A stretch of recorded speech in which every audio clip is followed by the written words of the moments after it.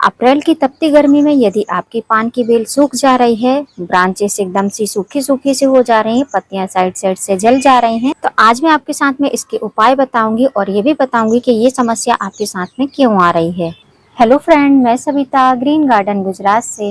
पान वास्तु की दृष्टि से बहुत ही शुभ बेल मानी जाती है। इसको अपने लोग बालकनी गार्डन में, टेरेस गार्डन में या फिर पोर्च गार्डन में लगाना पसंद करते हैं। पान की बेल आप दो तरीके से लगा सकते हैं। आपके पास में अगर जमीन है उस पे अगर आप पान की बेल लगाएंगे तो उसमें आपको विशेष कोई केयर नहीं करनी पड़ेगी। जैसे जैसे गर्मियां आएंगी और मॉइस्चर मेंटेन रहेगा मिट्टी में, वैसे वैसे पान की बेल पूरी ही गार्डन में फैल जाएगी। और वहीं पर अगर आप गमले में लगाते हैं तो गमले में एक सीमित स्पेस रहता है, सीमित जगह रहती है, सीमित मिट्टी रहती है, जिसके कारण से पान की बेल को ग्रो करने के लिए आपको बहुत सारे काम करने पड़ते हैं। अब इस टाइम पर अगर आप नर्सरी में जाएंगे तो आपको बहुत तरीके की पान की बेल देखने को मिलेंगी, जिसमें बड़े पत्तों वाली पान की बेल भी मिलेगी और इस तरीके से जो छोटे पत्ते वाली पान की बेल रहती है, जिसको मगई पान कहा जाता है, ये पान की बेल भी मिल जाएगी। ये सबसे इजी ग्रोइंग पान की बेल रहती है, बहुत आसानी से आपके गार्डन में ग्रो हो जाती है। इस पान के पत्तों को आप खाने में भी यूज कर सकते हैं। इनके पत्तों को खाने से आपको किसी भी प्रकार का कोई भी प्रॉब्लम नहीं होने वाला है। अब जमीन में यदि पान की बेल लगाते हैं तो ना उसमें ज्यादा आपको फर्टिलाइजर देने पड़ते हैं और ना ही मिट्टी बार बार चेंज करनी पड़ती है। लेकिन अगर आप गमले में पान की बेल लगाते हैं, जैसे आप ये मेरा पौधा देख रहे हैं 8 इंच के गमले में लगा हुआ है, इस पौधे की मैंने आपके साथ में स्टार्टिंग से पूरी ही केयर टिप शेयर करी है। इसकी जब रूट प्रूनिंग करी थी तब भी आपके साथ में शेयर किया था, और जब इसकी ब्रांच प्रून करी थी और उसके बाद में फर्टिलाइजर दिया था तब भी आपके साथ में शेयर किया था। अभी आप देख सकते हैं पौधे की ग्रोथ बहुत अच्छे से चल रही है। यदि अप्रैल मंथ में आप पान की बेल अपने गार्डन में लगाना चाहते हैं और वो भी गमले में लगाना चाहते हैं तो मिट्टी जो बनानी है, मिट्टी बेल्डन सॉइल बनानी है, जिसमें पानी बहुत ज़्यादा स्टोर नहीं होना चाहिए। अब पानी स्टोर नहीं होना चाहिए इसका मतलब ये भी नहीं है कि बिल्कुल पानी रहना ही नहीं चाहिए। मॉइस्चर जरूर रहना चाहिए। मिट्टी में अगर मॉइस्चर नहीं रहेगा तो बार बार पान की बेल आपकी मुरझा जाएगी। बेल्डन सॉइल मिक्स बनाने के लिए एक ही मेजरमेंट है, आपको 60% गार्डन सॉइल लेनी है। जितनी गार्डन सॉइल ली है उसका हाफ पार्ट आपको सैंड लेना है, और जितनी आपने सैंड ली है उसका हाफ पार्ट आपको कंपोस्ट, जिसमें वर्मी कंपोस्ट या गोबर की खाद ले सकते हैं, और एक मुट्ठी के करीब 1 से 1.5 मुट्ठी आपको कोकोपीट जरूर ऐड करनी है, क्योंकि ये मॉइस्चर लविंग प्लांट रहते हैं और इनको बेलनुमा प्लांट है, इनमें मॉइस्चर रहेगा तभी ये पौधे आपके गार्डन में बहुत अच्छे से चल पाएंगे। वरना ये रोज रोज सूखेंगे, रोज रोज आप पानी डालेंगे, पौधे की ग्रोथ हो नहीं पाएगी, वो अपने शौक में ही रहेंगे। गमले के लिए अगर आप नर्सरी से पौधा ला रहे हैं तो छोटे से पॉली बैग या छोटे से पॉट में लगा ही पौधा मिलेगा आपको। तो गमला जो आपको लेना है 8 इंच का गमला लेना है, और यदि आप चाहो तो इसके लिए फैला हुआ पॉट जो रहते हैं, टोकरी टाइप रहते हैं बास्केट वाले, वो आप ले सकते हैं, वो भी बहुत अच्छे रहते हैं। पान की बेल एक ऐसी बेल है जितनी ये नीचे की साइड में रूट बनाती है उतनी ही साइड साइड में भी फैलती है।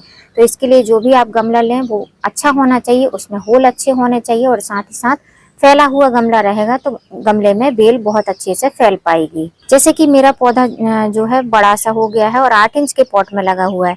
अब ये फैला हुआ नहीं है, जिसके कारण से इसकी जो बेल है आप देख सकते हैं ये साइड साइड में इधर उधर भाग रही हैं। वैसे तो मैं इसको time to time prune cut करती रहती हूँ, लेकिन उसके बाद भी इसकी ग्रोथ इतनी ज़्यादा होती है कि ये हर 10-15 दिन में इस तरीके से बड़ी हो जाती हैं। अब सबके साथ में एक प्रॉब्लम बहुत ज़्यादा है कि हमारे पान की बेल की पत्तियाँ साइड साइड से सूख रही हैं। आप मेरी बेल में भी देख पा रहे होंगे ये प्रॉब्लम आपको देखने को मिल रही थी। ये प्रॉब्लम क्यों हो रही है?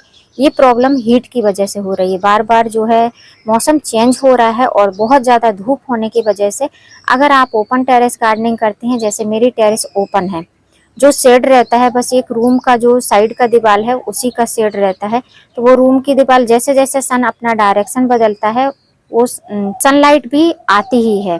कुछ टाइम के लिए नहीं आती है लेकिन सनलाइट रहती है, जिसकी वजह से आप देख सकते हैं मेरे पान की बेल की जो पत्तियां हैं, जो न्यू पत्तियां आ रही हैं वो आपको एकदम अच्छी दिखाई दे रही हैं, लेकिन जो पुरानी पत्तियां हैं वो साइड साइड से जल रही हैं।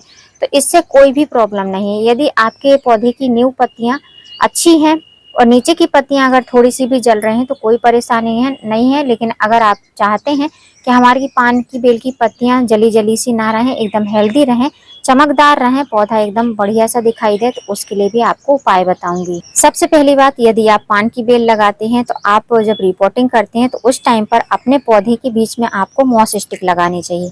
ये जो बेल रहती है इनमें जो एयर रूट्स रहती हैं साइड साइड से आप देखेंगे तो जगह जगह नोड बने रहते हैं। नोड से साइड में यहाँ पर आप देखेंगे जगह जगह नोड पे जहां जहां पत्तियां, वहां पर आपको दिखाई देगा कि इसमें रूट जैसी निकली रहती है। तो इन्हीं रूट से पौधा बहुत अच्छे से मॉइस्चर लेता है। और जब पौधे को, ब्रांच को मॉइस्चर नहीं मिल पाता है तो धीमे धीमे से जो बेल रहती है ये सूखने लगती हैं। तो मॉस स्टिक में जब इसको आप ऐसे स्टैंडिंग बेस में खड़ा करेंगे, अगर आप एक बार मॉस स्टिक का सहारा दे देंगे तो ये उसी से चिपक जाएगी और मॉइस्चर भी मिलता रहेगा। प्लांट आपका बहुत अच्छे से ग्रोथ करता रहेगा। तो आपको ये काम जरूर करना है। अगर आप बहुत ज्यादा देखभाल नहीं कर पाते हैं तो मॉस स्टिक लगाइए। मॉस स्टिक सबसे बेस्ट है। मॉस स्टिक के उसमें जो मॉस रहता है उसमें अगर आप फर्टिलाइजर भी दे देंगे तो इस पौधे को बहुत आसानी से फर्टिलाइजर भी मिल जाता है। अब यदि मॉस स्टिक लगाने के बाद भी आपके पौधे में ये समस्या आ रही है कि लीफ जो है बर्न हो रही है, बार बार से पौधा सूख जा रहा है, तो उसका रीजन यही है कि आप अपने पौधे की मिट्टी में मॉइस्चर मेंटेन करके नहीं रखते हैं। यहाँ पर आप देखिए ये गमला पूरा भरा हुआ है और यहाँ पर देखिए मिट्टी में आपको नमी दिख रही है। इस तरीके से नमी होनी चाहिए। शाम के टाइम में आपको इसमें पानी देना चाहिए। अगर बेल्ड्रन सॉइल मिक्स बनाया है जो डेली डेली सूख जाता है तो आप उसमें डेली डेली पानी डालिए। अगर डेली सूख रहा है तो डेली पानी डालिए। शाम के टाइम में वाटरिंग करिए। सुबह के टाइम में पत्तियों पे बहुत अच्छे से साबरिंग करिए। जब पत्तियों पर आप साबरिंग करेंगे तो ये ब्रांच भी गीली होंगी। जब ये ब्रांच गीली होंगी तो इसमें मॉइस्चर मेंटेन रहेगा। पौधा आपका अच्छे से हरियाली दे पाएगा, अच्छे से चमकदार रहेगा और जो ये न्यू ग्रोथ है ये सूखेगी नहीं। बहुत सारे लोगों के साथ में ये समस्या है कि ये जो न्यू ग्रोथ आती है ये सूख जाती है। इसका रीजन यही है कि ब्रांच को बिल्कुल भी मॉइस्चर नहीं मिलता है। तो साबरिंग जरूर करिए। गर्मियां काफी ज्यादा पड़ रही हैं, अपने पौधों में आप साबरिंग करेंगे, वो भी साबरिंग कब करनी है? धूप होने के पहले करनी है। अगर धूप में आप साबरिंग करेंगे तो ये पत्तियों पर पानी रुक जाएगा और वो पानी की जो ड्रॉप रहेगी वो गर्म हो जाएगी। गर्म होने के साथ साथ जो पत्ती पे ड्रॉप पड़ी रहेगी वो वहीं पर जो है जलने लगेगा और पत्ती आपकी बर्न होने लगेगी। तो आपको धूप होने से पहले इसमें साबरिंग करनी है। कुछ लोगों के कमेंट रहते हैं कि हमारी पान की बेल सूख जा रही है, अब हम क्या करें? तो यदि आपकी नई पान की बेल है और आपने उसकी रूट ग्रोथ के लिए अच्छे से फर्टिलाइजर नहीं दिया है, तभी आपकी पान की बेल सूखेगी। अगर पौधे में बहुत अच्छे से रूट बन गई हैं तो पौधे जो है कभी भी सूखते नहीं है, कभी भी खराब नहीं होते हैं। तो वैसे तो मैंने कई बार बताया है कि रूट ग्रोथ के लिए आपको ह्यूमिक एसिड का यूज करना चाहिए। पान की बेल हो या कोई भी बेल हो या कोई भी प्लांट हो, आप रिपोर्टिंग करते हैं या फिर जो है आप ऐसे भी 15 दिन में एक बार आपको अपने पौधे में रूट ग्रोथ के लिए फर्टिलाइजर जरूर देना चाहिए। जब पौधा जड़ों से मजबूत रहेगा तो ऊपर के साइड में बहुत अच्छे से ग्रोथ करता रहेगा। धूप रहेगी कोई दिक्कत नहीं है, पौधा आपका मरेगा नहीं क्योंकि रूट बहुत मजबूत रहेगी। यहाँ पर आप ये देख रहे हैं ये बनारसी पान है, इसको भी मैंने कटिंग से लगाया था और रिपोर्टिंग भी आपके साथ में मैंने शेयर करी थी। अभी आप देख सकते हैं इसकी ग्रोथ भी काफी अच्छे से चल रही है। यहाँ पर देखिए न्यू ग्रोथ जो आई है, न्यू पत्ती आई है, ये पत्ती बहुत अच्छी है। और यहीं पर आप देखेंगे ऊपर की साइड में जो नीचे की पत्तियां हैं ये देखिए ये थोड़ी सी बर्न हो गई, क्योंकि ओपन टेरेस गार्डनिंग जब भी करते हैं तो कहीं ना कहीं से पौधे को धूप जरूर लगती है। किसी दिन धूप बहुत तेज रहती है, किसी दिन थोड़ी सी कम रहती है। तो इस कारण से आपको धूप से नहीं घबराना है, आपको अपने पौधे की रूट को मजबूत रखना है। अप्रैल और मई में अगर आप पान की बेल पर अच्छे से वर्क कर लेंगे, जो कि 2-3 तरीके के ही काम है वो करने हैं, अगर वो कर लेंगे तो आपकी पान की बेल बहुत अच्छे से चलती रहेगी। अब सबसे जरूरी बात कि इसको पोषक तत्व देने हैं पौधे में। अगर आपने पान की बेल को गमले में लगा रखा है तो इसको टाइम टू टाइम आपको फर्टिलाइजर देना पड़ेगा। पोषक तत्व मिलेंगे तभी पौधा आपका अच्छे से बढ़वार कर पाएगा। अब पान की बेल को आप देखेंगे तो ये पत्तियोंदार पौधा है, मतलब हरी पत्तियोंदार पौधा है, मतलब इसको नाइट्रोजन बहुत पसंद है। तो नाइट्रोजन में आप इसको गोबर की खाद दे सकते हैं या फिर आप वर्मी कंपोस्ट भी दे सकते हैं या फिर आप चाय पत्ती का फर्टिलाइजर बनाकर भी दे सकते हैं। तो मैं इसमें देने वाली हूँ चाय पत्ती का फर्टिलाइजर। चाय पत्ती को मैंने ग्राइंडर जार में ग्राइंड कर लिया है और थोड़ा सा पाउडर फॉर्म में हो गया है। अब 1 टेबल स्पून देना है। मेरी जो स्पून है ये स्पून थोड़ी सी बड़ी है। जो खाने वाली हमारी स्टील की स्पून रहती है जिसको हम डेली पर्पज में यूज करते हैं, वो स्पून लेना है। उस स्पून से आपको 1 टेबल स्पून लेना है और ऐसे आपको स्प्रिंकल कर देना है। आपके गमले में अगर स्पेस है तो आप गुड़ाई भी कर सकते हैं। मेरे गमले में उतना ज्यादा स्पेस नहीं है तो मैं घुमा घुमा के थोड़ा थोड़ा इसको स्प्रिंकल करूंगी। आप चाहो तो इसको लिक्विड फॉर्म में भी दे सकते हो, पानी में भिगो कर रख सकते हो 1 नाइट के लिए और फिर आप इसको पत्तियों पर भी छिड़काव कर सकते हो या फिर जड़ों में जिस तरीके से मैं दे रही हूँ उस तरीके से भी आप इसको दे सकते हो। तो इस तरीके से मैंने इसको दे दिया है।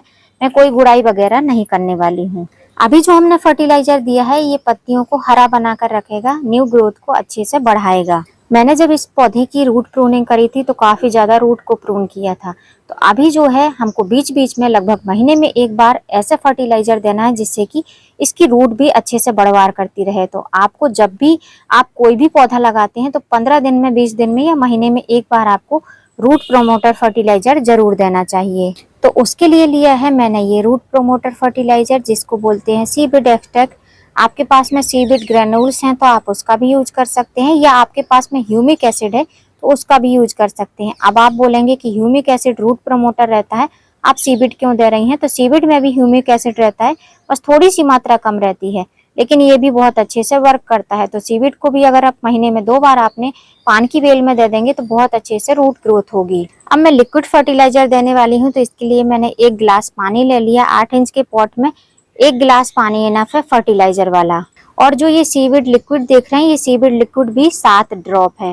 तो 8 इंच के गमले में 7 ड्रॉप आपको एक प्लांट के हिसाब से डाल देना है। ह्यूमिक एसिड या फिर जो है सीविड एक्सट्रैक्ट या सीविड ग्रेन्यूल्स दे रहे हैं तो हाफ टेबल स्पून आप पाउडर फॉर्म करके पानी में मिक्स करके दे सकते हैं। अब जो मैंने ये फर्टिलाइजर बनाया है, इस फर्टिलाइजर को आप पत्तियों पर भी स्प्रे कर सकते हैं और जड़ों में भी डाल सकते हैं। मैं आज इसको जड़ों में डालने वाली हूँ क्योंकि मैंने कल शाम के टाइम में वाटरिंग नहीं करी थी। अभी सुबह के 7 बज रहे हैं तो मैं अभी इसमें वाटरिंग कर दूंगी, साथ में फर्टिलाइजर भी चला जाएगा। तो जब हम सीविड एक्सट्रैक्ट डालते हैं तो इसमें मॉइस्चर भी मेंटेन रहता है। अब हमने 2 फर्टिलाइजर डाले हैं, एक चाय पत्ती का नाइट्रोजन युक्त फर्टिलाइजर डाला है, दूसरा सीविड डाला है। तो अब इस तरीके से जब हम डाल देंगे तो पानी भी नहीं डालना पड़ेगा, फर्टिलाइजर भी पौधे को मिल जाएगा। तो बस इतना ही फर्टिलाइजर देना है जितना कि जड़ों तक पहुंच जाए, नीचे रूट से निकले, ड्रेनेज होल से निकले, इतना फर्टिलाइजर आपको नहीं देना है। अब जो हमने चाय पत्ती दिया है उसमें एक प्रकार का टैनिक एसिड रहता है। टैनिक एसिड नाम का पदार्थ रहता है जिससे आपके पान की बेल की पत्तियां काफी ज्यादा चमकदार और शाइनी दिखाई देती हैं। अब पौधा जितना ही ज्यादा चमकदार हरा भरा दिखाई देगा उतने ही ज्यादा कीट पतंग आपके पौधे पर अटैक करेंगे। तो पान की बेल एक ऐसी बेल है जिसमें मिलीबग का भी अटैक होता है। तो इस चीज से बचने के लिए आपको हफ्ते में एक बार नीम ऑयल का स्प्रे करना चाहिए। नीम ऑयल आपको जो लेना है वो 1500 ppm वाला नीम ऑयल लेना है, क्योंकि मार्केट में आपको कई तरीके के नीम ऑयल मिलेंगे, कोई विशेष कंपनी का नहीं। बस आपको इतना ध्यान देना है कि वाटर सोलेबल नीम ऑयल होना चाहिए और 1500 ppm का नीम ऑयल होना चाहिए। वो नीम ऑयल आप 1 लीटर पानी में 8 से 10 ड्रॉप डालकर और शाम के टाइम में आप अपनी पत्तियों पर स्प्रे करिए हफ्ते में एक बार। कोई प्रकार का कीट पतंग आपके पौधे पर अटैक नहीं करेगा। अब फर्टिलाइजर देने के बाद में पौधे को आपको ऐसी जगह पर रखना है जहां पर इनडायरेक्ट सनलाइट आती हो। तो यदि पान की बेल लगाने के शौकीन है तो आपको इस चीज का हमेशा ध्यान रखना है कि पान की बेल को डायरेक्ट सनलाइट से बचाकर रखना है, मॉइस्चर मेंटेन करना है, फर्टिलाइजर देना है 15 से 20 दिन में एक बार जरूर ही। इसमें पत्तियों पर आप छिड़काव कर सकते हैं या जड़ों में भी दे सकते हैं। और यदि इस टाइम पर आप पान की बेल लगाना चाहते हैं कटिंग से तो पानी में भी आप ग्रो कर सकते हैं। जैसे मनी प्लांट लगाया जाता है वैसे आप पान की बेल को भी अपने गार्डन में ग्रो कर सकते हैं। और जैसे ही रेनी सीजन आएगा आप उसको मिट्टी में ट्रांसफर कर सकते हैं। उम्मीद करती हूँ फ्रेंड वीडियो हेल्पफुल रहा होगा। वीडियो यदि अच्छा लगा हो तो वीडियो को लाइक करना, चैनल पे न्यू हो तो चैनल को सब्सक्राइब करना बेल आइकन के साथ। फिर मिलूंगी किसी नई वीडियो में नए टॉपिक के साथ। तब तक के लिए हैप्पी गार्डनिंग।